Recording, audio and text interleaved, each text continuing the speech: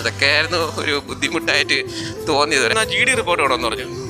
പറഞ്ഞു GD report നിങ്ങൾക്ക് വേണമെന്നുണ്ടെങ്കിൽ നിങ്ങൾ ആദ്യമേ പറയുന്നുണ്ടെങ്കിൽ ഞാൻ ഇതിനകത്ത് വെച്ച് എടുത്ത് വെച്ചേക്കത്തില്ലെന്ന് വെച്ചു. അയ്യോ അത് കുഴപ്പമില്ല, അതൊരു 3 ദിവസം കൊണ്ട് സാധനം കിട്ടുമല്ലോ. പിന്നെ ഞാൻ പറഞ്ഞു ഇത്രയും ക്ഷമിച്ചില്ല, ഇനി അതും കൂടെ ക്ഷമിക്കാന്ന് പറഞ്ഞ് ഈ പറയണക്ക് 8 ദിവസത്തോളം പിന്നെ ഷോറൂം ഇരുന്നു. ഹായ് ഫ്രണ്ട്സ്, എല്ലാവർക്കും എൻ്റെ പുതിയ വീഡിയോയിലേക്ക് സ്വാഗതം. ജൂപ്പിറ്ററിൻ്റെ വീഡിയോസ് ചെയ്തിട്ട് ഒരുപാട് നാളായി. പലരും ചോദിച്ചാണ് എന്തുകൊണ്ട് ചെയ്യുന്നില്ല ജൂപ്പിറ്ററിൻ്റെ വീഡിയോ ചെയ്യാത്തതെന്ന്. കാര്യം വേറൊന്നുമല്ല, അത് കുറച്ച് പ്രശ്നങ്ങൾ സംഭവിച്ചായിരുന്നു, അതുകൊണ്ടാണ് വീഡിയോസൊന്നും ചെയ്യാറുള്ളത്. എന്തായാലും ആ കാരണങ്ങൾ എന്താണെന്നുള്ളത് ഞാൻ ഈ വീഡിയോ പറയുന്നുണ്ട്. നേരെ നമുക്ക് വീഡിയോ പോകാം. നേരെ വണ്ടി ബാക്കിൽ കയറിക്കും, കഥ ഞാൻ പറഞ്ഞുതരാം.